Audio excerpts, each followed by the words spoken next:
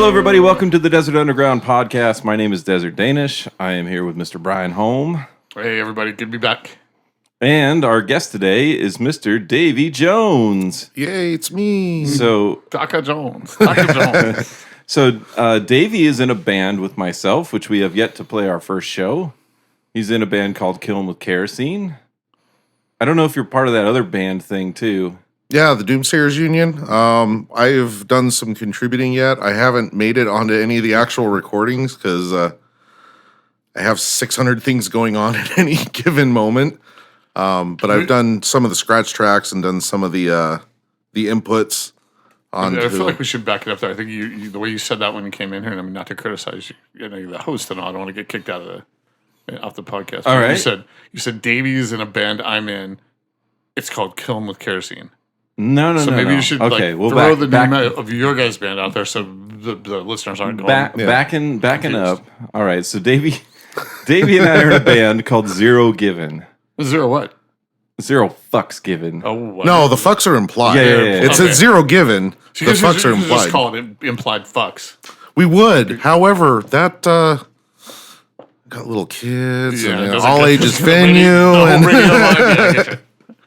So, in fact, I guess this is kind of the announcement of that band. I mean, everybody knows, but we haven't officially announced it. So. I haven't even put the Facebook page out yet. No, working on it.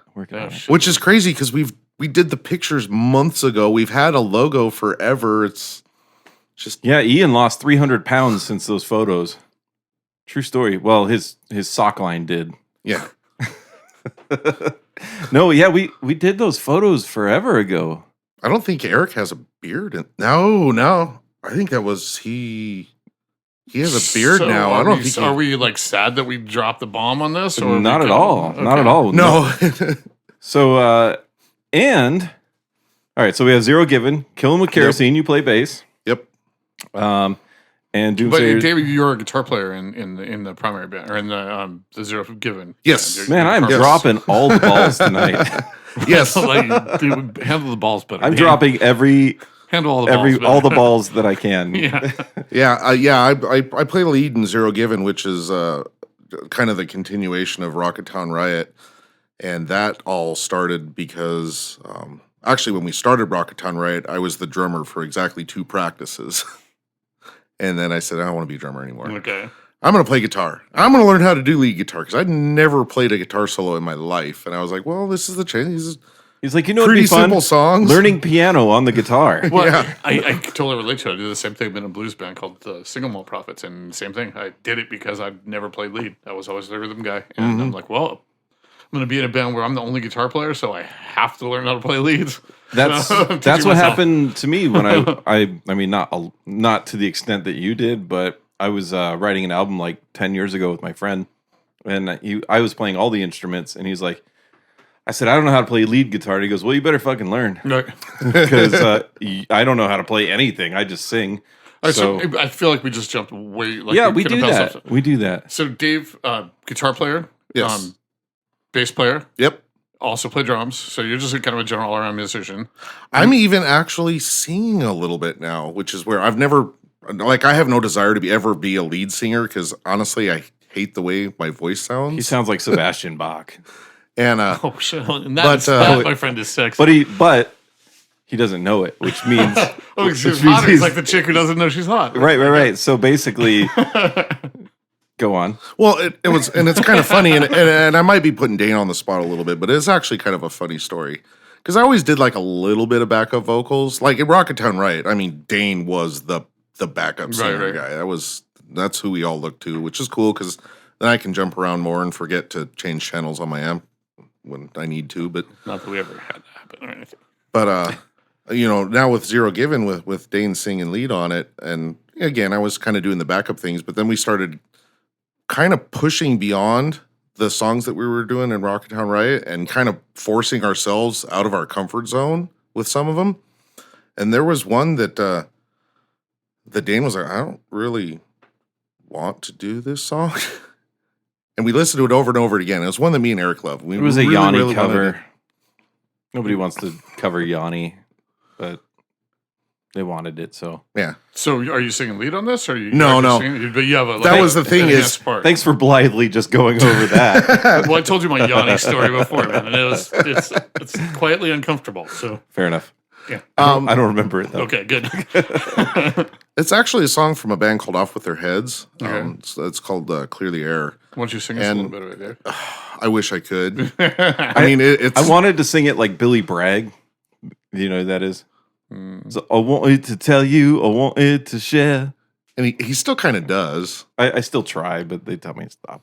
But anyways, You're not British. With that fake bullshit British accent that you're doing. I try to go as like Cockney as possible with it.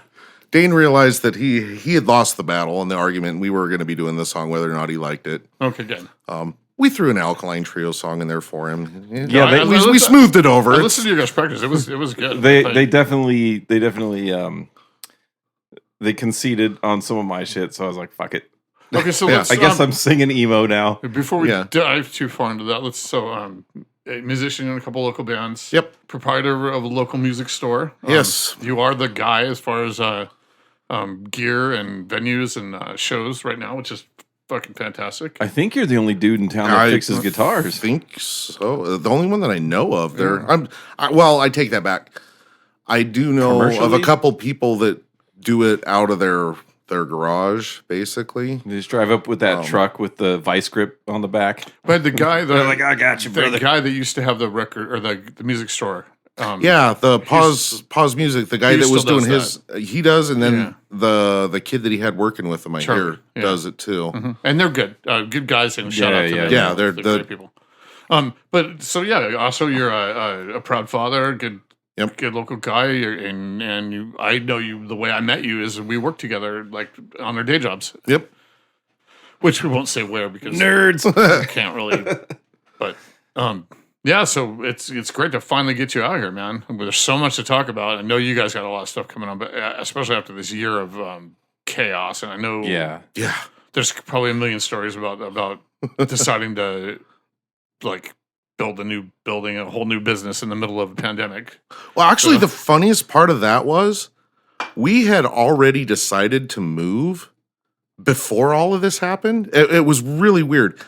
We were out of the old building like planned at the beginning of March. Yeah, and it was planned. I mean, that was right when it hit, though, right? Like, Yeah. And we had moved Yeah. the stuff over there, and then all hell broke loose. And we were like, what the hell are we going to do? right. And luckily, our landlord is amazing, and he cut us a deal knowing that we really weren't, even if we had gotten everything done and got everything set up the way we wanted to and open up, we wouldn't be able to open up.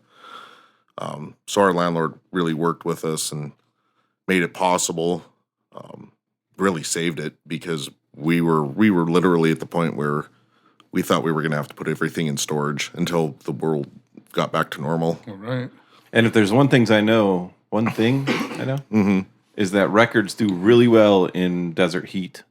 Well, and that's the thing. Yeah, and you're storing them for a year at a business that's basically Right. Yeah, I hear you. Yeah, you can either do that or you can pay approximately twice the amount and get one of the fancy. Oh, no. air-conditioned It's ones. insured. It's okay. That's hard. So where did you have? Did you guys store them down there in the building, or did you have them at your house, or did you have them in a? Like I said, our landlord worked with us, gave us something that we could afford while we were doing it, and let us keep everything there and work on what we wanted to do and do the construction that we wanted to do. And Nice. Do you want to give him a shout out here, or do you want to just say, "Hey, he's a cool guy"? yeah, he's Eddie McBride. He's a great guy. And is Ed the welder? What's up? Is he a welder? Yes. I know that. No, he's great. He does all the sculptures and That I don't know. yeah. Ask him about it sometime. Yeah. There's some really awesome welded sculptures. Nice. Yeah. Yeah. So, not only is it a record store, it also has a stage, Yep. professional lighting, professional sound, which is more than any other bars in town can say. Right? Like Yeah, we've all played shows. I around feel like town. that's the thing. I feel like on one hand, I feel like a little bit guilty that we're going to be abandoning like home base at some of these other. You're gonna have to play them Have been our home occasionally, base. right? Yeah, not that we won't, but like some of these bars feel like their home base. Well, one of the bars is gone now that had the big stage, right. Yeah. and then the USO building is So you guys are opening Out of up commish. that technically at a great time, and there's a I mean, I hope that it's a popular place, like as popular a place for the bands as it is for the fans, because that's a huge thing. And like if my band say our new home base was say Partners, because we really like the venue, we like the crowd that comes in there. The enthusiasm for that when we say, hey, we're going to play a local show. You want the bands to think, well, let's do Moe's. Let's play Moe's. Make that the home base, for the bands. Right. That's fantastic. Well, and the coolest thing about it is the only place in town that's all ages. Right. So now you open yourself up to a whole new genre of kids that don't want to come see you. Right. Well, and another one of the beautiful things is we can have a show that has multiple bands, and we can have the headliner go on at 8:00. We don't have to. Right. We don't have to have bands going until 1, 2 in the morning. Well, think about it though. I mean, just think about it. If you're a kid, if you're like, say you're a 14, 15, you're a little freaking rocker, and you're like, I got this fucking kick-ass band. We jam in Johnny's garage, and we want to play a show, but you don't have any shows anywhere to play. But now you have a venue where you can go, and there's a pro stage and lights and smog machines and the whole nine. A guy on a mixing board. I mean, it's like that doesn't happen even in the cities. So this kind of blows my mind. Is this town has such an amount of people that care about what a show looks like, especially Davey and everybody, and Mark, and who am I missing? Who else? Eric. He always helps out. Oh yeah. Tom. Like they all really care about what the show looks and sounds like. I went to LA. The last show that I saw before everything closed down, I think it was like January or February. I went to LA. I think it was a bar called like Circle One or something. It was in I don't remember which part of LA. There was a Koreatown nearby, and Gus's fried chicken, famous fried chicken. But anyway, saw the Bridge City Center. No, did you get some fried chicken? Yeah. We actually paid for the band's dinner that night. We hung out with the band for dinner. It was badass. Was the chicken good? Pretty fucking good, man. I'm definitely going again. I'm sorry. Go ahead. So anyway, the Bridge City Centers were playing. I don't know why I did that. I think maybe I'm hungry or something. Yeah. I just interrupted your whole story to say, hey, that was a chicken. Hey, tell me about that chicken, man. Sorry, man. Like 17, 20 spices? What? Right. Did they use white pepper? Motherfucking biscuits. So we ended up going to the show, and it was this really kooky kind of setup, right? So they had this upstairs, but it was behind the stage, and that was their backstage, but it had a balcony, so you could look down onto the stage. I've been in clubs like that before. But everybody could see you. So it was kind of like a backstage, but everyone gets to watch you hanging out, right, doing your stretches before you get on stage. Then there was like the floor, the dance floor, or whatever you want to call it, right? The main floor. And then you had to walk up this set of stairs, and all it was this little booth. It was like 4 feet by 4 feet with a mixer. And then there was these lights pointing straight down. They were those soccer ball type lights where they can move around. You can program them to move around. Well, they were pointed straight down, and they had like a design, like a swirl. And it was just in like a 4-inch by 4-inch. and it was just doing this little rotation where I was standing, and I'm like, I'm not the stage. What's going on here? I mean, I was there with Tom, and we were like halfway back. It was, and it's kind of crazy though. You're talking about a professional venue that's booking live touring. This was $20 a ticket. Yeah. We don't even charge most of the time here. If we do, it's like $5, right? And so first off, we look at the stage. It's black. You can't, not the stage. The lighting. There's nothing because they're all pointed at us, and they're not even that good. And then it's backlit. Yeah. And so it's just silhouettes the whole night. And you're like, does nobody see this? I want to see that crazy. The first 2 gigs we played at Partners were like that. I think we just like, I don't know, didn't have the lights, or didn't, like the guy who was supposed to go borrow the lights didn't get. They don't care. Like it's a secondary thing to them. They're like, whatever.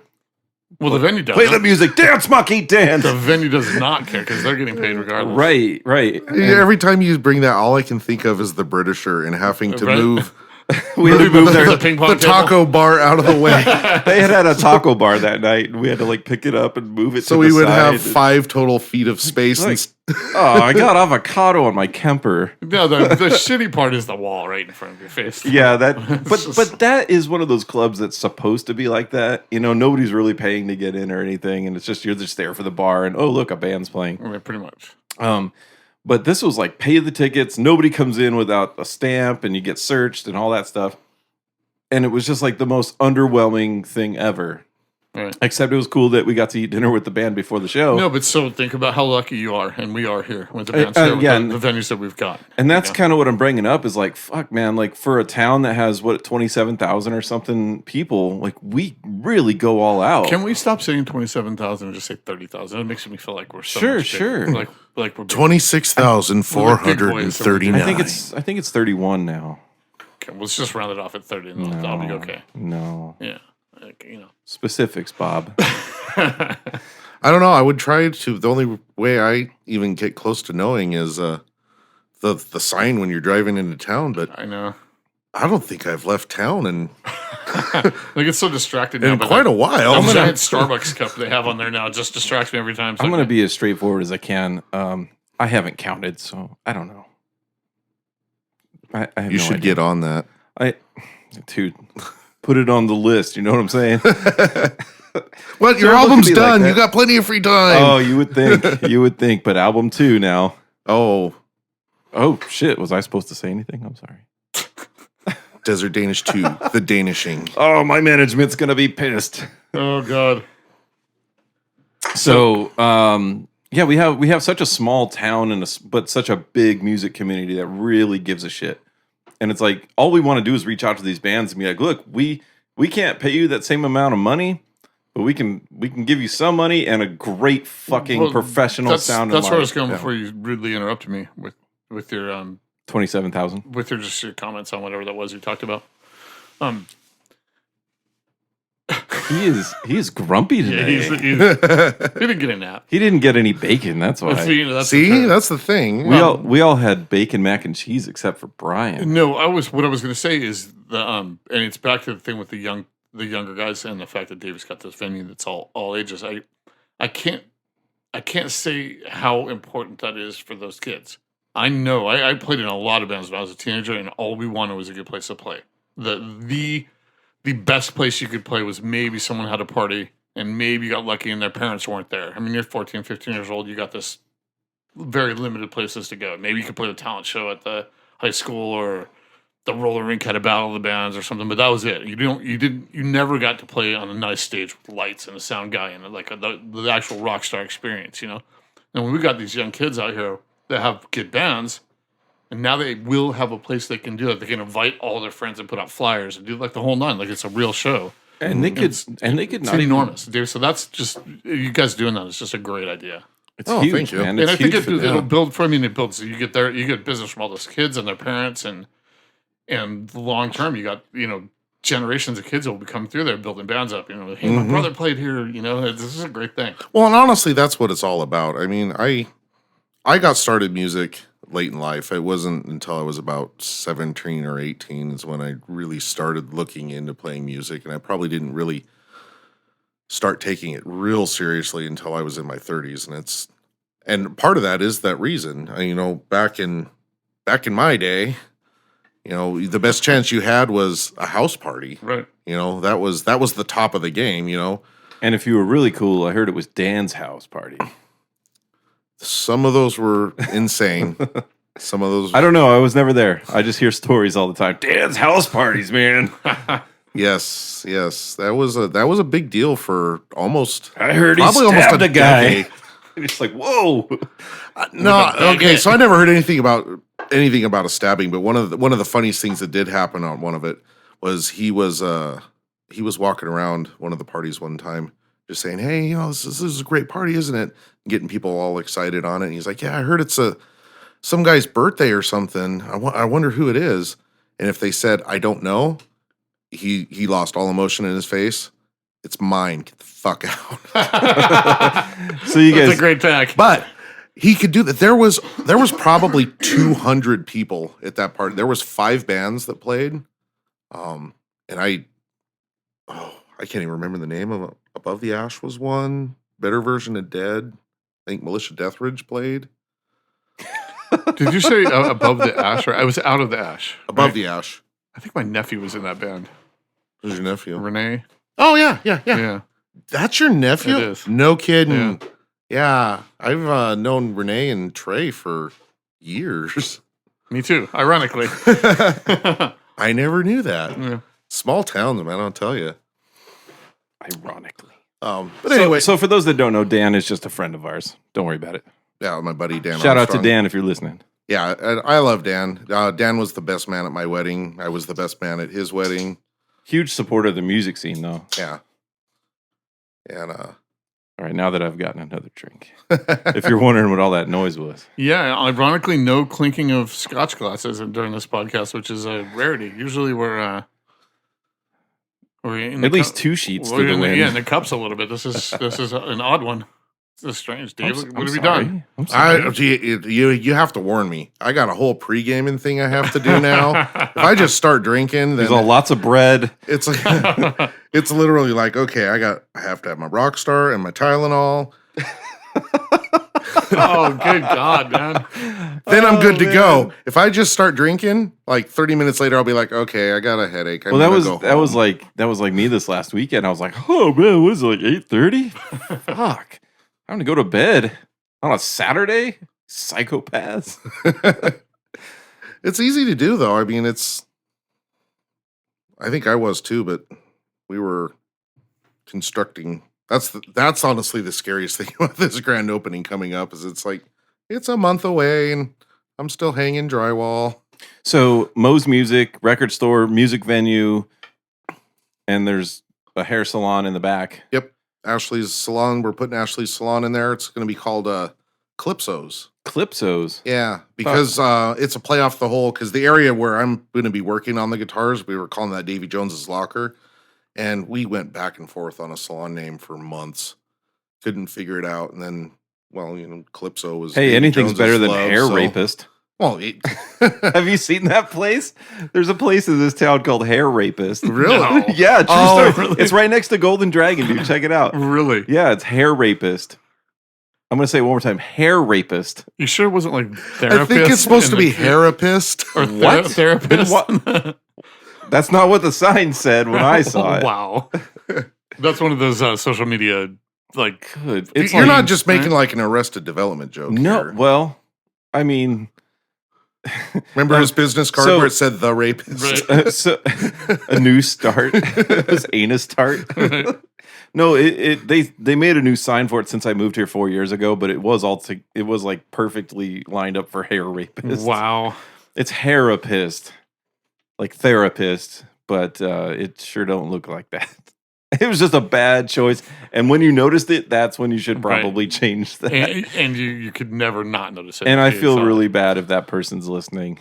Well, and the funny thing is, when it comes to things like naming salons, trying to pick a name for a salon is right on par with trying to come up with a band name. Yeah. It quickly devolves into who can make the dumbest name the fastest. Yeah. So you know what? Not that I know. I mean, this is going to sound weird, but not that I know anything about hair salons or I've seen them. But every single town I've ever been in, there's a hair salon called Curl Up and Dye. Yeah. Well, Every I mean, single so the one. first time I ever saw that was on the Blues Brothers because Carrie Fisher was in it. Right. And I don't think I ever saw it or heard about it from prior to that. I'm wondering the if name it's- of the shop she worked in? I think it might be. Otherwise, it might just been like a joke. But that's the first time I ever saw it, and that was like 78 or something when that maybe, came out. Maybe that's it. Maybe they started And- the whole thing with that. And it's funny, but yeah, you see it everywhere. Every now. town I've ever Mhm. been in. And it always makes me think of the Blues Brothers, though, which is kind of cool. So I'm all right with it. So actually, some salon, is there going to be? Is it just going to be one stylist in there? Is it going to be 2. We're building it for 2, so it'll be Ashley and then one other person. Okay. Well, good deal.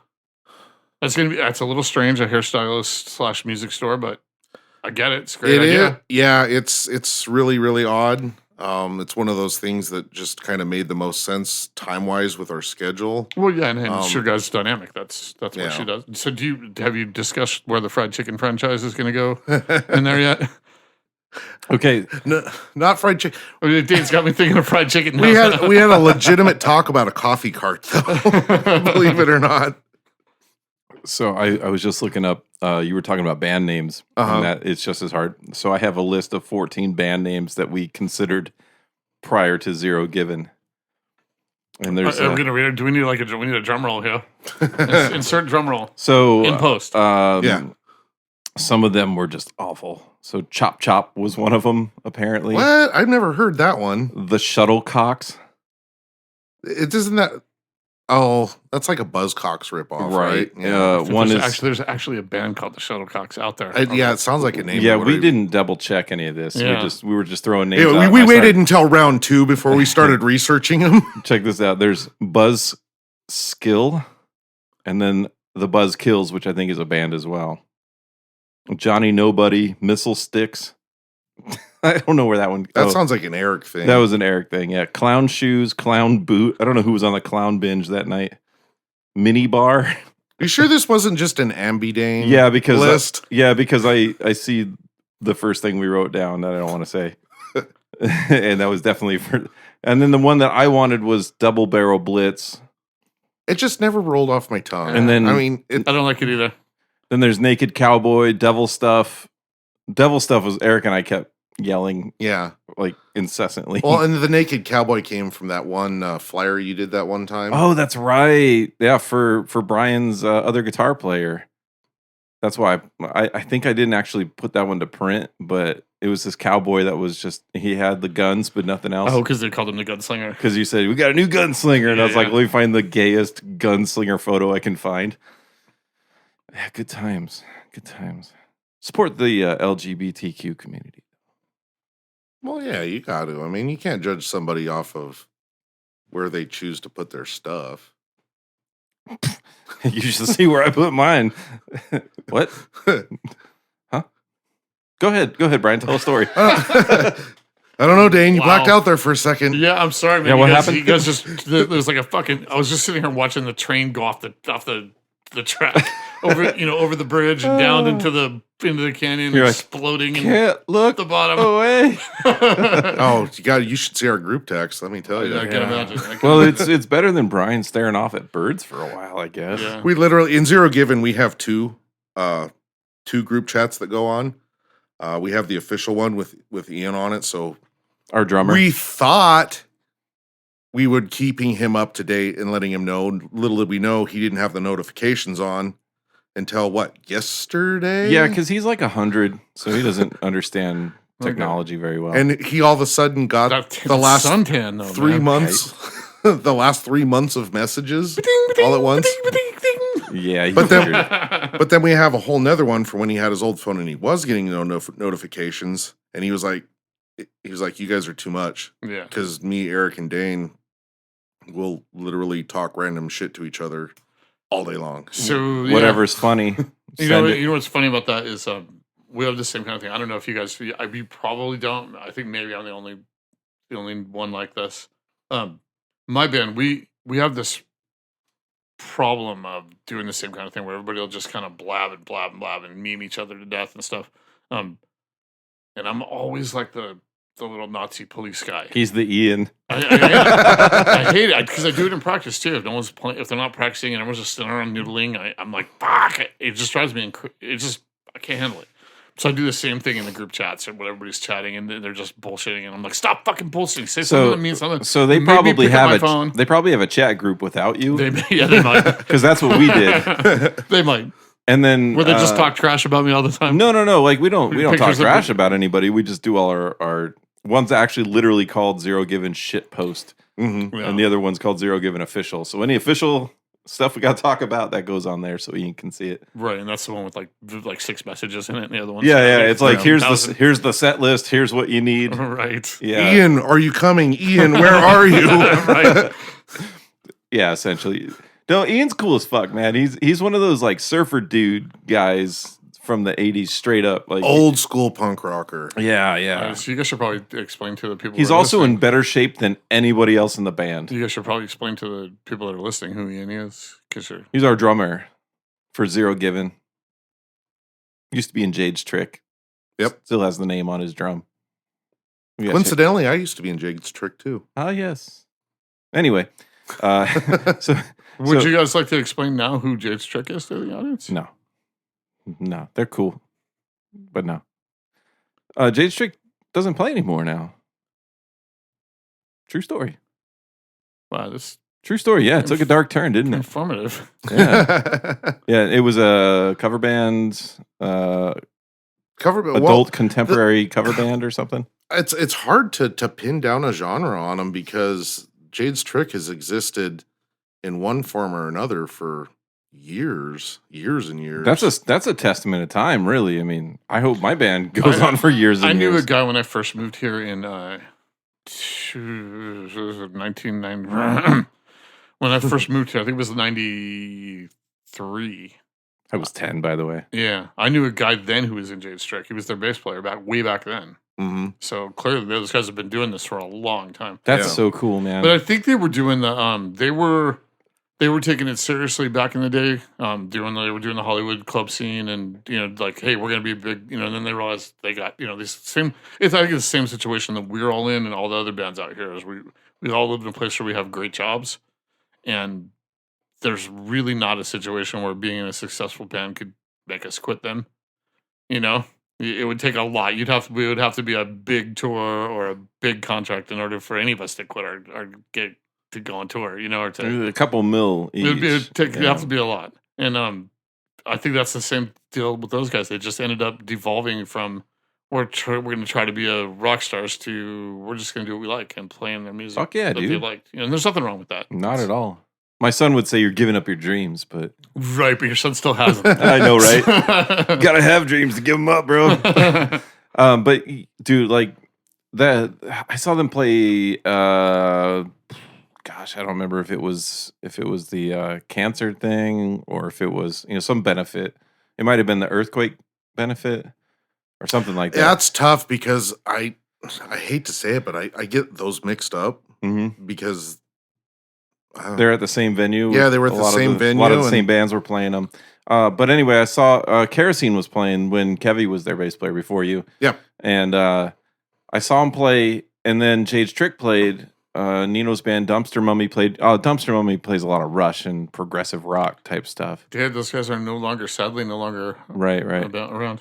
But I saw them do a punk song. Jades Trick did some song about Hollywood. I think it was in the name. And it was cool as fuck. And I was like, oh my God, I hope they don't become a punk band because they're going to make us look like crap. Because the other band I'm in, Dog, we were all about having fun more than like being good at what we did. Hey, but we were good at what we did. Those fuckers practiced. Damn them. Oh my God, they practiced at least 3 times. But no, they played so good that I was like, fuck. I wish I was that good. Well, to be fair, those guys have been jamming together for years and years. He pulled out the Gibson SG, and I was like, fucking A, man. That's cool.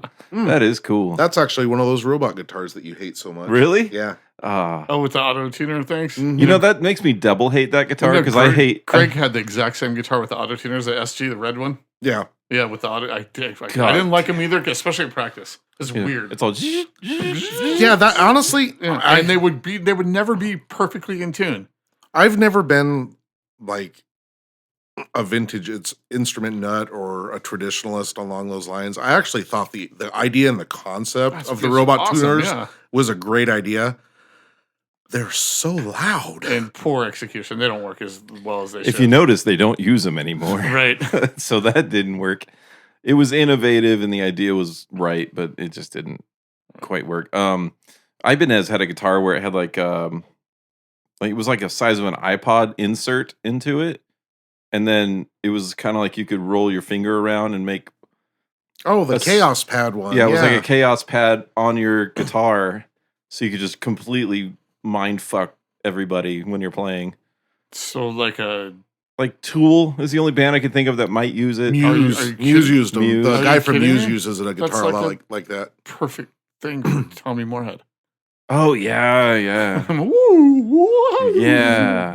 So it was basically a guitar, but it had that on it. It was wild, man.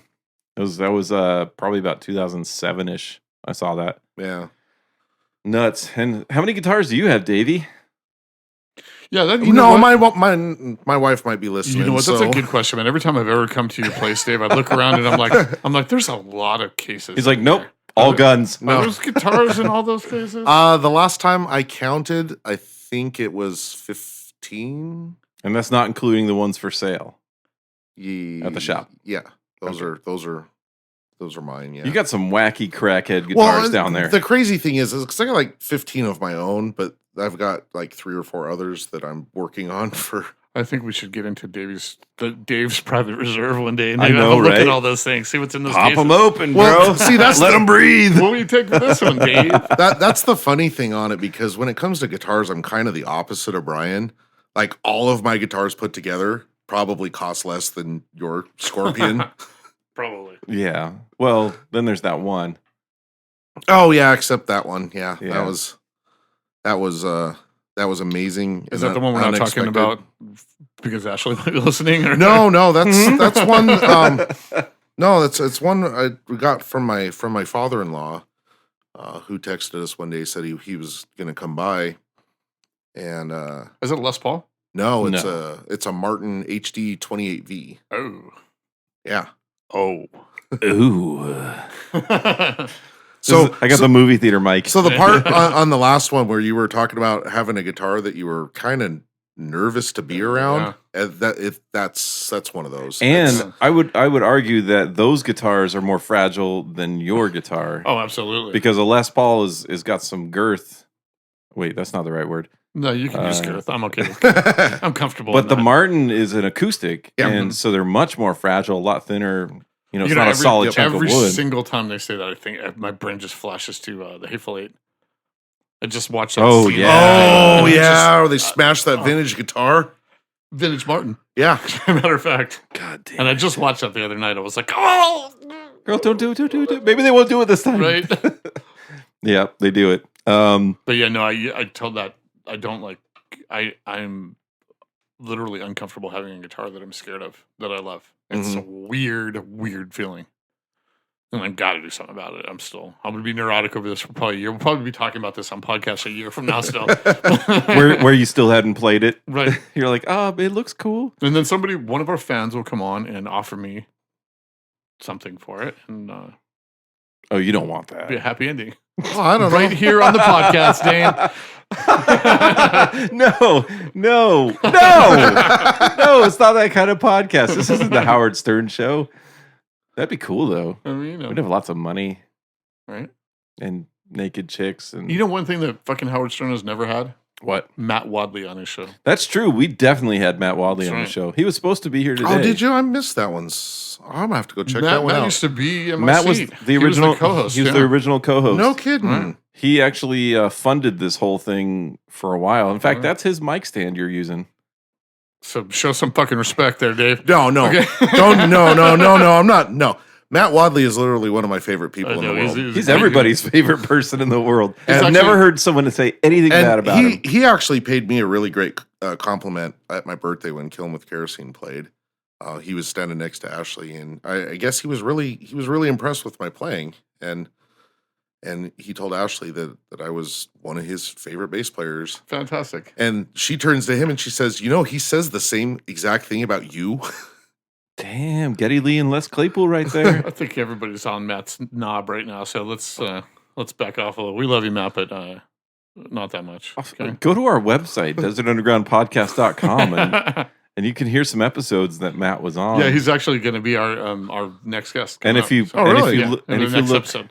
if you look real close at the bottom of the page, I saw this for the first time the other day. I was just powered by Matt Wadley. Powered by the ghost of Matt Yeah. Wadley. Sorry. That's a nice touch you put on there, man. That Of was course. beautiful. You know, But no, he was the inspiration behind all homage this. to the king, man. He was all, "Hey, man, it'd be cool to do a podcast." And I was like, "Fuck yeah, it would. I got like 10 mics. Let's do this."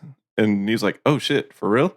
and then we started doing it, and I don't know what happened, man. Life got in the way or whatever. Hey, I think I was lucky enough that I was one of the first guests. You were the first guest. Yeah, and just clicked really well with the guys. We just sat in here and just had a fucking great time for a couple hours. There was a lot of beer had that night. Yeah. Yeah. And then after that, I think Matt, life got in the way. And, Yeah. I Was lucky enough that to was take that it. when my brother brought those the chicken wire and and these It was. chairs? It was. So we're sitting here doing the podcast. I had like all folding chairs around Yeah. here, and my brother, because this was It wasn't even like the door just kicked open, and there's this guy I'd never met before. Walks in with a roll of chicken wire and some chairs, Oh, jeez. and we're like, "We're gonna take a break now." and but it was seamless. But then Well, it wasn't. He came in and went in the fridge and drank all of Dane's rum. stood around for a couple minutes. And He's all, so what are you guys doing? yeah, A little. it was strange. Yeah. Are you guys playing the D&D? It God, was a little strange. what are you guys doing? Circle jerk? He's like, what are you doing with the chicken wire, No. Dane? What are you going to do with that? Yeah, he's like, hey, I got this. I thought you could use it. I was like, what? I don't even own a chicken, let alone many chickens that would necessitate an entire chicken wire. So, yeah. shout out to my brother. And Matt. And mainly Matt. Right. Mainly Matt. Who Howard Stern does not have on his show. That's true. You know. Does not. He's our Robin. It's funny that you mentioned that the whole thing started with just kind of a whim comment like that. Isn't it weird how things start like that? Yeah, it is weird. Rocketown Riot It's expensive, by the way. started because Eric mentioned one night when we were drinking in his garage that he's like, hey, I was thinking about playing bass again. I hear you have basses. You want to sell me one of your basses? I was like, You're all, show me your bass face. I'll give it to you if we can start a band. Oh, it's fantastic. What bass was it? It was that Black Court one. We changed the pickups. CORT? Yeah. So, a good example of the same thing. I had been in bands when I was younger, like years, but I'd stopped playing for like 20 years. So hadn't even touched it. I started playing a little bit here and there. Someone told me there's an open mic here in town, so I went down there and acoustic, started goofing off. And then Scott and I went to this party. So this weird Mac and cheese. Did I say that? Did I say that? Oh, we said we were going to do that, right? I just had mac and cheese. Scott, did you cook the mac and cheese? Anyway, him and I one night were going to this party. He's like, "Hey, man, my friend, this dude's having a party out in the middle of the desert, out at the Pinnacles." And I was like, "Well, okay, cool." So we got in his truck and we're driving out there. And he's like, "Yeah, this guy I've known him for a couple of years. Great guy. I'd never met him, but turns out it was a dude named Mark McCoy." Oh, okay. And Shout out to Mark. Yeah, He's been on the podcast a couple times. Right. You know, I can't shout out Mark and enough Right, for how much of a help they've been to me. For real, dude. I mean, heart and soul, all this shit. I've learned so much from both of them, and they've helped me out and helped Mose out and a ton. the whole music community. Yeah. So you met Mark. Yeah, so we went out to this party. It was in the middle of the desert, and we got out there, and it was essentially a truck, a generator, a piece of plywood, a drum kit, a couple of amps, a couple of guitars, and a bass. And through the night, different random people showed up and just jammed. It was like, Really? it was and Mark, being Mark, had lights going, shining on all the pinnacles. And if you guys don't know, the pinnacles are a rock formation out here in the desert. It's kind of a Lady Gaga did a video out there recently. yeah, Daddy Gaga did too. As a matter of Daddy fact. Gaga. Yeah, we're calling Brian Daddy Gaga now. He's calling himself that too. It's so. true. In the third person. Right. Anyway, There's nothing creepy at all about that. So, like I said, I hadn't really played in forever out there, but I sat out there that night, and I think I played like punk and metal bass for like 6 hours, just and all these different guitar players rotated through. And there was some guy, I don't know who he was to this day, looked like he was on like meth and crack and heroin all at once. This guy was one of the best guitarists I've ever seen. He just wailed, and then never saw him again. But I saw him out there in the middle of this desert thing. Met a few people out there, and on the way home, and I were cruising back, and I was like, we should start a band, man. And that's how 6 Feet Over started. That was 6 years ago in November. What other band names did you guys have?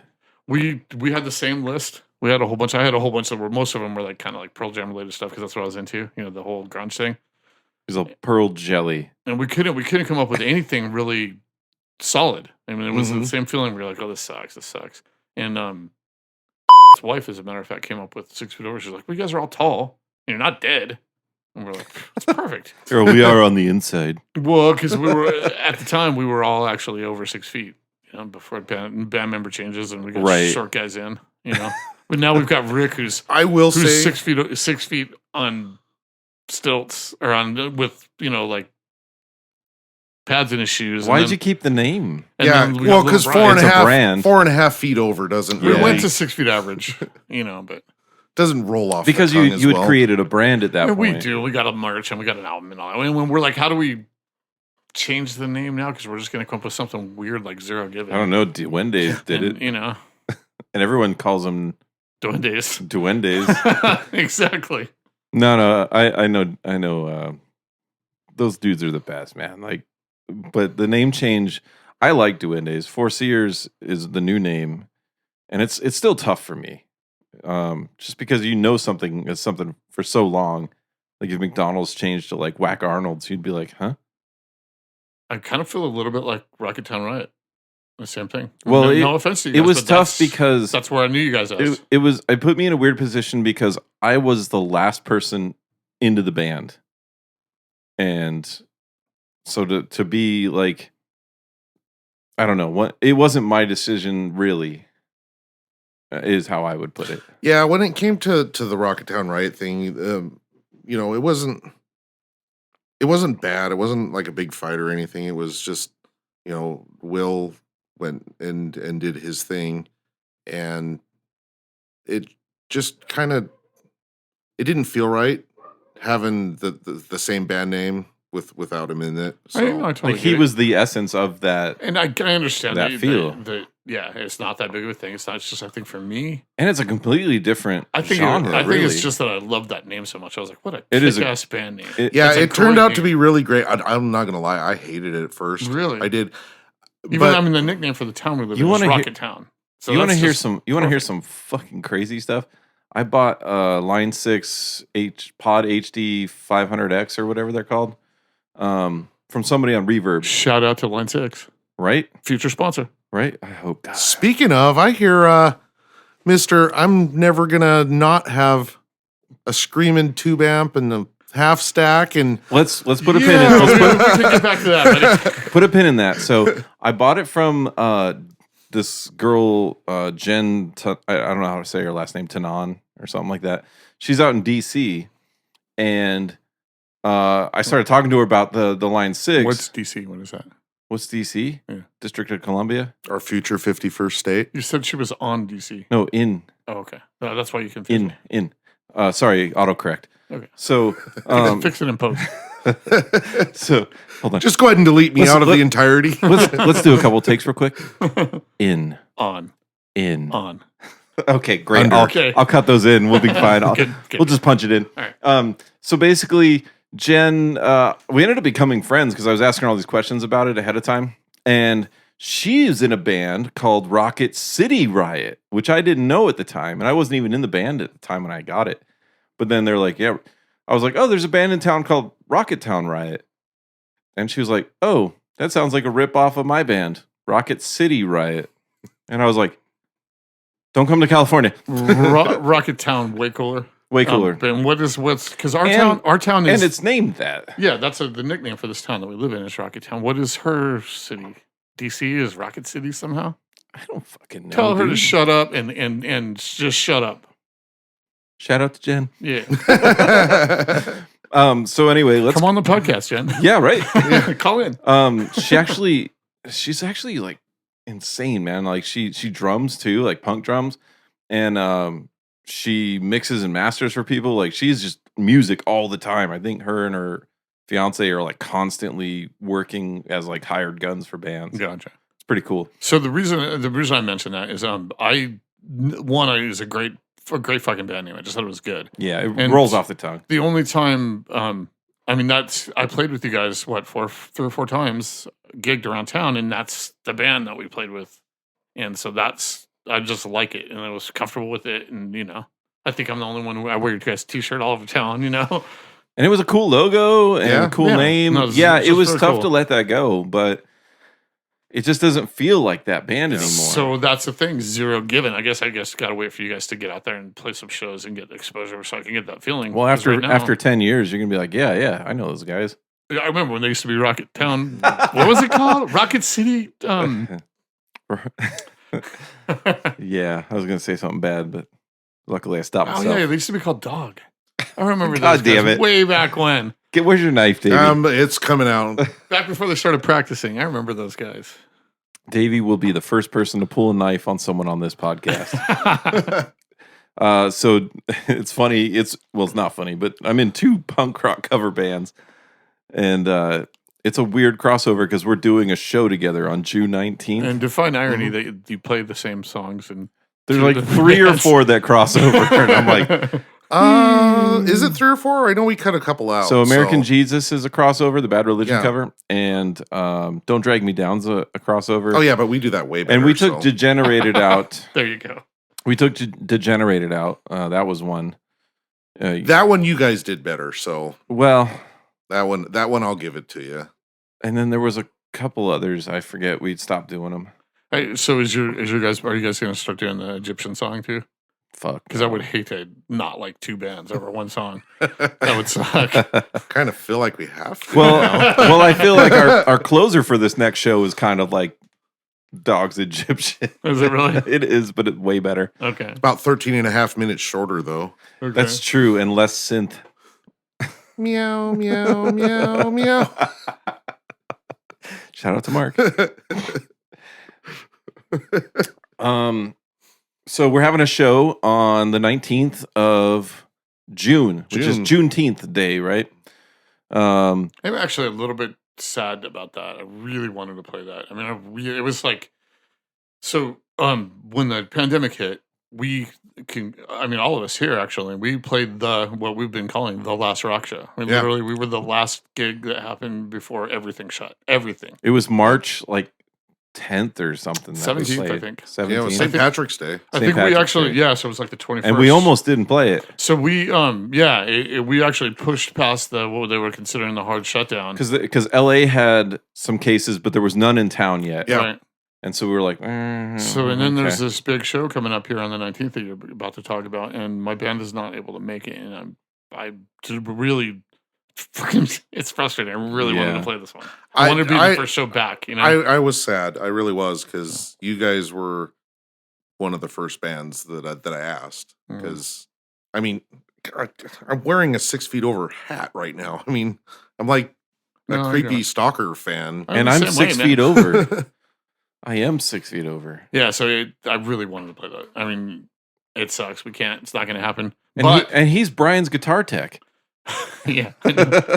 Well, and I almost tried out for 6 feet over. Yeah. Damn. Because Brian actually had called me when they did it, but I was like, oh, because it was right when I started with Kill 'Em With Kerosene. Did he do his thing where he's like, Taka Jones? I did. I do that every time I say, Taka Jones, how are you? And if it's one thing that I've learned in life, balancing 2 bands is tough. I mean, you've got 2. You've got 2. I'd argue I have like 4. Oh yeah, with you, your solo stuff. Yeah, so every time you add another project on top of it, it just gets exponentially more effort on it. Yeah. Okay, so to clarify for that, so for me, I got the other band that I'm in. It's not as grueling, dedicated. Yeah. And I don't want to say dedicated because I am dedicated to those guys. I mean, I enjoy the band. I really like what we do. In fact, we got. It's the best 2 people from Dog and the best 2 people from 6 Feet Over. It is actually in a band. Well, I won't say the best 2. Yeah, it's the best 2 because I wouldn't say that. I'm not egotistic like that. But they run a sound company together. I wouldn't say that I'm. It's not dedicated. It's just not as serious as like 6 Feet Over is a. It's a big part of my life, and it has been for going on a decade. And it's a lot of originals now. Yeah, it's dedication. It requires a ton of effort. It requires dedication. It requires patience, practice, and focus. The blues band it's just release. It's like church. Go there to play and have fun. So for me, having 2 bands is as big of a thing, as what it would have been if David would have. Because you take everything very seriously. And you're not there to fuck around. You're there to play. Well, that's how we are with 6 Feet Over, and we kind of require it. There's not a. I mean, it's not like you're like in Dog where you guys are like, hey man, I just showed up, man. We sort of practice. We didn't really.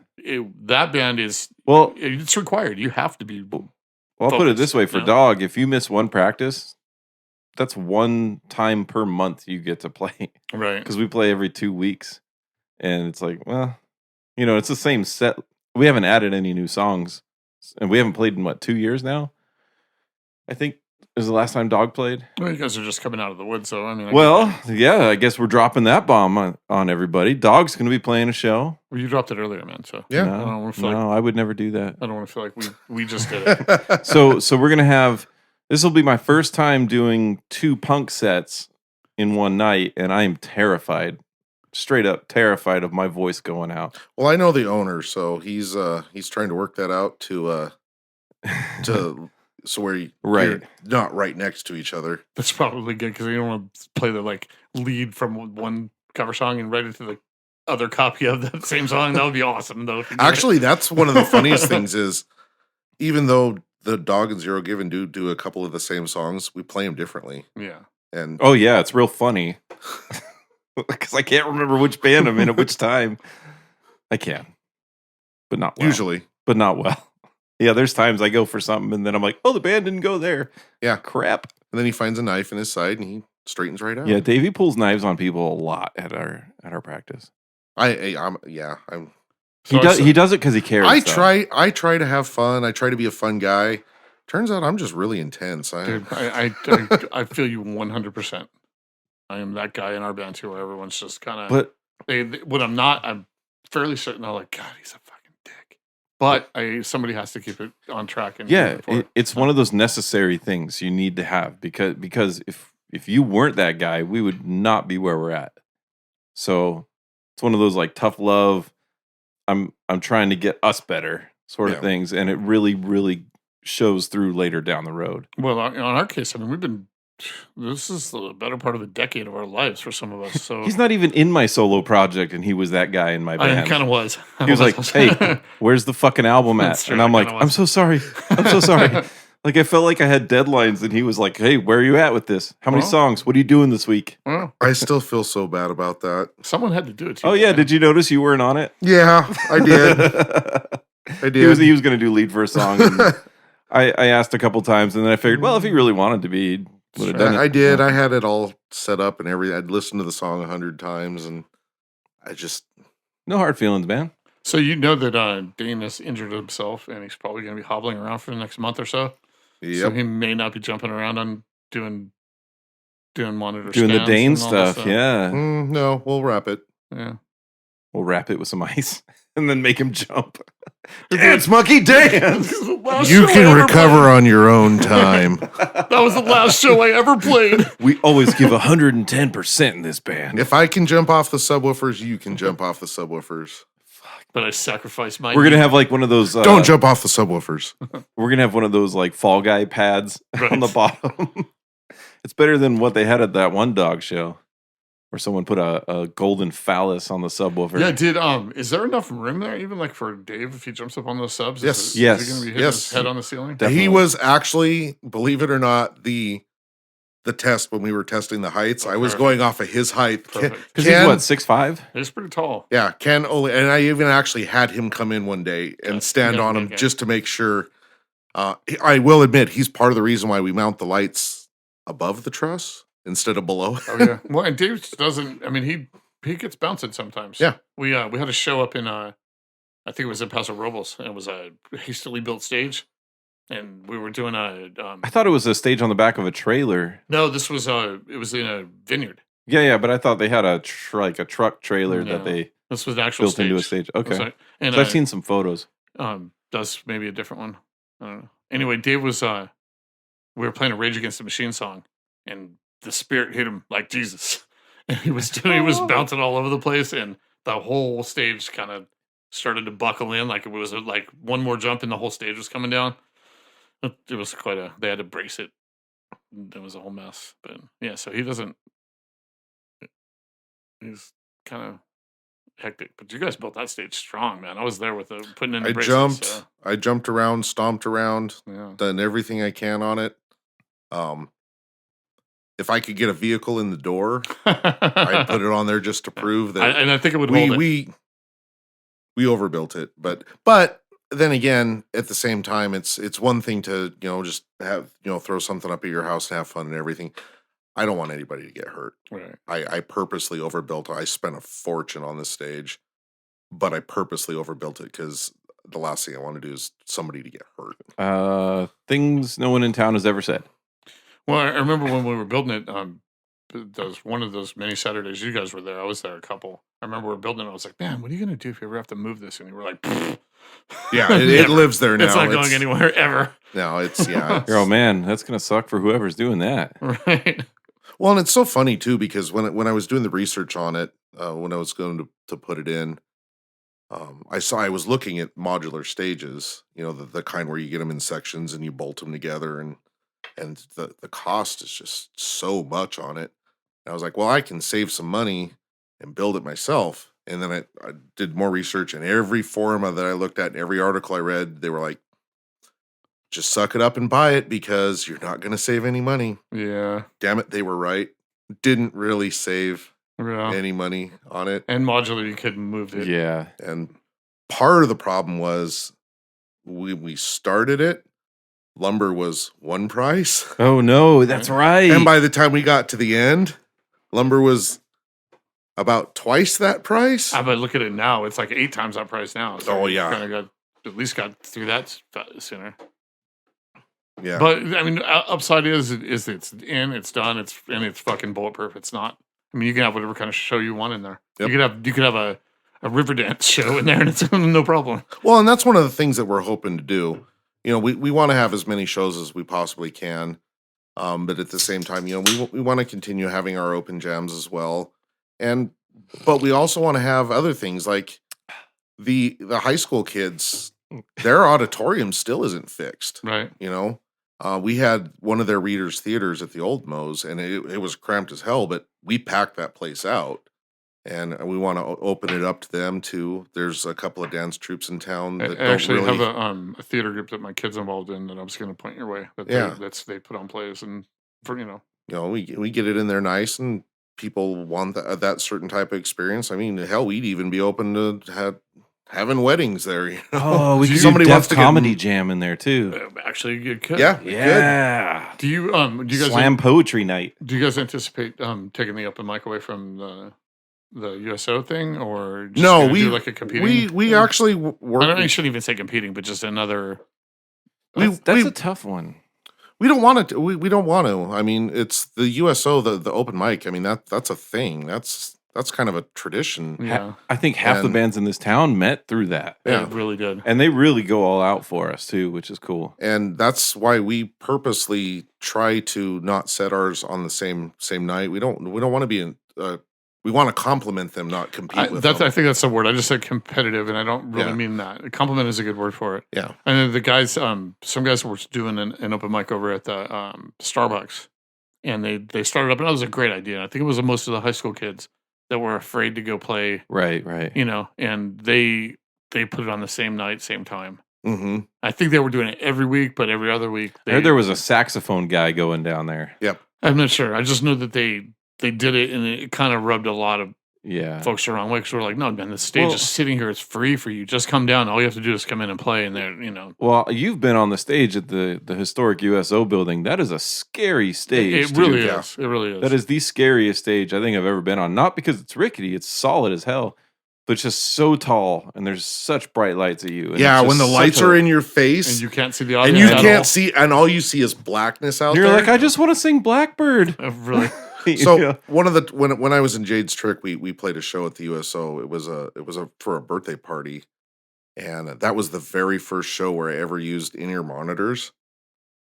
And so I had the in-ears in, and then with the lights and everything, we played, and the song ended, and I couldn't hear anything, and I couldn't see anything, and I was like it's just in a void. You did just they put a song in a void? What am I doing here? And then I took one of them out, and the crowd's going crazy, and it's like, oh, okay. And from that point on, just about every show, even with my in-ears in, I usually leave one out. Right. Just the crowd interaction to me is such a big part of playing live. I can't do it. You know, if I had the resources, the things I would do is probably just set up 257s pointed towards the crowd. I've actually looked into that, and that's one of the things that I'm thinking about doing at Moe's when I get the full in-house permanent mixer and stuff over there, where I have a whole bunch of channels. So you have house sound in your in-ears? That way you can hear the audience in your in-ears. You guys are so fucking punk rock. Oh, I know. Jesus Christ. No, we're above that now. We're not even punk rock anymore. I'd Yeah, say I don't. we're rock punk. It's hard for me to. It's hard for me to sit there and say, "Oh, Good God. I'm a punk rock guy who plays through a Kemper and in Right. ears and." And I'm thinking about miking the house sound so I can hear the sound through my in-ears. No, well, Good God, man. Mike Ness uses them. Good God. hey, you can't talk. You about join the club. You have a Helix. No, look, there, I said it. Actually, to be fair, all of the big punk bands do have in ears, and have had for years. Man, just fucking play your music. And I'm busy. Well, but because I know it's not my dream, when I go deaf and I'm still working my computer job, it's just not going to be the same thing. I'll be like, man, I went deaf following my dream. You know, I was. You just fucking destroyed your knee. What are you gonna do? You're gonna have your last show where you jumped off the subwoofer and that was it. This was an old bowling accident. From after that, man, you were never the same. Remember how I won? No, Yeah, I remember 2 games for 2. I remember you tied a girl. I did tie a girl. I remember that. Wait, scratch that. Reverse it. Wait. Sad part is you're such a degenerate that counts. it didn't even register as odd to me when you said it. I'm just like, oh yeah, Dane's into weird shit. So that is true. So God, that's true. I like the idea. I like the idea of in-ears as far, and our drummer's just on us constantly about it. Right. You know, you would sound good and you could sing if you did this, and blah blah blah. There's a million reasons your timing would be better, and there probably is a million reasons why it's better for us. But if I do that, man, then I have to be wireless to do it. So one, there's the expense, and then two, there's this fact that I have to have this fucking thing strapped to me with batteries on it and things in my ears, and they could go flying out when I'm trying to. I just the whole idea of it. The whole idea of it to me is just, you could be like Ian, and then you don't need a wireless. You just stand in one spot. You guys don't really move around anyway. I don't like the idea of it. You put your foot up on the thing once in a while. Honestly, Brian, I resisted it for a really long time, and playing with Ian insisting on doing the full acoustic kit in our practice space, which I love about it. I can imagine that's loud. And Dane had been doing the in-ears for a while, and he's like, "Yeah, I'm fine." I'm like, I got a roar. I'm past ringing. I got a roar in my ears, Right. and he's the one that actually talked me into it, and I got used to it through practice, and then I noticed once we had all gotten them, we got a lot tighter as a band because we could actually hear everything. And you can turn down the things you don't need to hear. That seems so weird to me. I mean, I get it. I understand. Like, should be okay, cool. So I'm just gonna be, if I'm gonna play rhythm on this song, I'm gonna hook up with the bass player a little bit, and I want drums and bass player, and I'm just gonna stay on that. It seems weird to me. I don't think I could do it. The idea to me, it's like even when I've got a monitor on stage, I don't really want to hear me in that monitor. I want to hear what the audience hears, and everybody. No one does it that way. Everyone's like, "Oh no, man! Why don't you just turn yourself?" Well, because I don't want to hear me. I know what I'm playing. I just want to hear what the band sounds like. And my band doesn't sound good to everybody, then I can hear it there. And I can say, "No, that's wrong. We've got somebody that's mixed wrong." And that to me, I don't know, man. It's you never have someone mixed wrong. You guys have such a good mix. You're welcome. Sometimes. Well, Mark did set you up. You've seen some of our shows, man. I helped. I'm just kidding. I helped. No. Every time you guys have sounded great, and well, you as their sound guy sound great. I remember seeing you guys play at Triple T's one time in that corner. There's a few places where we sounded terrible. That little cave area, and I think it was the same night as like the music festival. And I was like, "Damn, they sound good." I think Mark was there mixing it, and I was like, "Man, this sounds really good." Did you ever see it before they closed this little cave area there? Yeah. Where they would close the doors and you couldn't see the big stage. It was like a side stage. That was actually a pretty fun night. It was pretty cool. Zedekiss played for the first time that night. They had really good I got kicked out of that band. They had really good barbecue at that place too. Zedekiss has good barbecue? No, the place. You still have their bootleg floppy disk. As a matter of fact, I do. I do. Favorite Triple T's memory is I actually have a floppy, a 3.5-inch disc. Oh wow, it's a Zedekiss bootleg. It says Zedekiss on it. Anyway, what's that, Davey? It was Dane singing with 6 Feet Over in a 6 Feet Over shirt that was I have pictures of that. So I'd never seen you laugh slightly so much. slightly undersized for his it was a medium. masculine form. You know what's funny about that is I still have some of his green feather boa. The feathers are still wrapped up in my pedal board.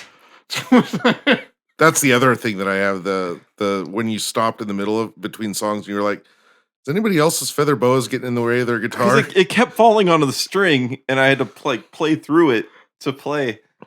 Don't you? It's just tough wearing a feather boa, man. And I like that. And that was the first time I lived a dream that night, and that was to sing in a punk band. That was one of the things that was on my checklist. And Brian kicked our asses that night. That was a fun show. That was verbally was a really abusing us. Yeah. Well, we talked some shit, but yeah, that was a great night. That was the last show that. That was one of the most awkward nights of my life. I was just talking about that show the other day with Joey. I was freaking the fuck out before that show. You were. I remember that, dude. You're all panicked. I started getting pissy. And like I was nervous, and I was just everything just pissed me off. And because all right, so we make backstage passes for Dog, and it was a joke because our first show was at a place that didn't have a backstage unless you count the bathroom, right? And so we played there a couple times. It was funny. It was a cool keepsake for everybody. And then this was our first show playing a place that had a backstage. Mm-hmm. And, we already did the thing. And instead of just putting like, commemorative or whatever on it, we put backstage pass. And then, so that made people feel empowered to walk in this little tiny room. And the little tiny room got even tinier the more people that showed up. Quickly, yeah. And that's what freaked me out. Because I was like, I'm just trying to get ready for a show. I think it's like that in any show. You just maybe there are times when you just want like 20 seconds with nobody within 5 feet of you. Can I just talk to the fucking band for a minute and let's just get our heads right because But we're about to go out there. But you can't. You know what? That's one of those things that you can't try and shut down. You either have a backstage to your backstage, or you just let people in because people like that. They like that idea that they're in a special. Well, then people place. started leaving their jackets back there, and they started drinking. I all the actually beer. have one of those. You have one of those laminates at Moe's, behind the stage. There's actually 2 rooms there. So there's the backstage, and then there's the backstage. You kind of want that. You want the people, the few people who feel like they can get backstage to be like, "Oh my god, hey, I was hanging out with the band." Right. And, that's important. It's like here's a photo of us backstage, right? Yeah. And then, but you do want to have a place like, especially as a guitarist, where you can go back and run through your scales a little. Right, right. Yeah, I just wanted to kind of like, and I just was freaking out, man. And it was funny because Mark is so Mark. That he just needs a trailer and a changing room so he can put on whatever his superhero costume he built a changing room for that show. It was on the other side of the stage. So he built his own little like backstage on the other side because they have all this pipe and drape. And so nobody went back there. And Mark's like 5 pairs of clothes that he changed throughout the show were there. His cape and his football helmet. And so eventually I just had to take my feather boa and my lucky hat and go over there. My shillelagh hat? What do you call that? What do you call a hat? A bowler hat? I think it was a bowler, yeah. Good Lord. That was Speaking of bowling. That was one of the most obnoxious and awkward shows of my life that night. That was an awkward show. That was an awkward show. I had a whole bunch of personal stuff going on that night. Yeah. And that's it was right. It all blew up at I remember at that show. I remember watching you guys play and I looked up and I was like, oh. Yeah, the whole night was I remember heavy. that. It was a heavy night. But then I made everything better when I came out to sing with you guys. Dude, I couldn't. There's nothing that you couldn't not laugh. So for the only 2 people that are listening that don't know, and you kind of winked at me too while you were doing it. I was just like, oh wow. Okay, oh yeah, I didn't think about that. With me on the pod, I'm like 30% of your audience. Right. So what's cool is like you guys are playing the Zin Bowl one day, a Chinese restaurant, right? And you're playing this show, and Oli saw me singing. Their singer saw me singing it was a Bush song. Was it Everything's Zen or whatever? I don't remember. Or Machine Head. That's what it's called, right? Yeah, I think so. And who doesn't know the words like breathe in, breathe out, breathe in. Yeah, that's Machine Head. Times 50. And I'm sitting there singing it, and he's like, "Hey man, come on, sing with me." And then I got like this Henry Rollins stance, and like I started singing Bush, and to me, that was the first time I had sang in front of people besides open mic. And that was huge for me because there was like 50 people there. And I was like, man, that's so cool singing with them because they got a lot of cool like 90s songs that I know. And so later down the road, I had listened and seen you guys play so many times that I was like, okay, I know what songs they do. And I'd love to sing this Offspring song. I just want to do the whoa, whoa part, right? I forget what song that is. When we were young, the future was so bright. Whoa. Yeah, so I just wanted to do the whoa-ohs. Oh, copyright infringement. Right? Oh, no, it was less than 10 seconds. Yeah. Okay. And so... Oh, this thing has been long since demonetized. We're still looking for sponsors. Right? Yeah, come on, man. Moe's Music? Yeah, sponsored by Moe's Music. And Dane's wallet and Brian's wallet. Right. Only if we get to put up like the... Oh, what was the name of the arcade in Wayne's Noah's World? Arcade. Noah's Arcade. Right? Like a Noah's Arcade sign that says Moe's Music on it. Wayne's World. We would actually do that. Party time. Dane would do Excellent. Dane would do all kinds of stuff to Dane's World. We could get him to humiliate himself on the air. Oh, absolutely. If there's money involved. I'll do it. Yeah. Yeah. You don't even have to pay me. Well, you should, but you don't have money to. would help. You don't have to though. Where were we going? Huh? So basically I wanted to do the whoa part, and I was like, hey, are you guys cool with that? And I don't know if anyone else asked, but Oli was like, yeah, hell yeah. And I was like, cool. So I'll just grab a mic for that song. And I saw the set list, but I didn't tell you what I was going to be wearing when I went on stage to sing with you. I was wearing normal-ish clothes prior to that. Anyway, I went into the backstage. That luckily there was nobody there. I think I remember like I was looking down, I was looking at the crowd, I was looking over at Brian or somebody, and I was just like fucking jamming, my head's bobbing around, and I looked over and I just was like, so I came out. Good God. So because I changed backstage, I was able to just come from backstage to the stage instead of having to walk out front. And then, so nobody saw me come out, and I'm wearing, I bought I'm a very large person, if you don't know. And I wear 3X, 4X shirts. Well, this was a small medium. It was a medium, but it was kind of small for that, I would say. It was a sports bra. I literally had to cut the collar out to get my head through it. And I had to cut the sleeves off to get my arms through it, and then the rest just kind of went like right under my boobs. Yeah, sports bra. But it said 6 feet over on it, right? So I actually bought the shirt from Moe's Music. All right. Yeah. Shout out. Sponsor us. Had we known, we would have given it to you. So and no, it was even funnier that you didn't know. Oh yeah. And then I walked out from behind the stage wearing that with like some green gloves, my feather boa, and my hat. And doing the whoa part, in the power stance, and in the same Danzig power or the Henry Rollins power stance, right? And all the photos from that night are just Brian staring at me, laughing while playing that song. Oh, dude. It was crazy because at the time, or my somewhat recollection of that evening, I was about a 12er in by about that point. Had a few Chardonnays. I didn't know that you were just wearing a little tiny shirt under it. I knew you were wearing a little tiny 6 feet over shirt, but I thought you had a shirt on under it. It just turns out you need quite a bit more sun. Yeah, that's a hard no on that one. But I didn't realize it until I'd talked to you afterwards. So you were like, "No, I was just wearing the 6 feet over." That shirt. was it, man. So you know. I should have done the Hulk Hogan cuts so I could just rip it off. In that moment where you were in the Henry Rollins power stance with your 6 feet over sports bra and your feather boa and your bowler, the microphone, and the light shining on you. That majestic moment, Eric Johnson was in the audience in awe. You think? I bet he was. I don't know. I think that was one of those moments where he was like, he's like, "Fuck, that's cool. I'm gonna be in Rocketown Riot." Actually, fun fact on that one: that was the first public announcement of Rocketown Riot. Was it really? When Oli was announcing all of the bands in town. No. You came up to me. Yeah, because I have a recording of that. Okay. And I said, yeah, there's a bunch of people here from a band that doesn't have a name yet. And then you came up to me and you're like, no, we have a name. It's Rocketown Riot. Yeah. And I was like, oh, wait, huh? I had to pull my innards out.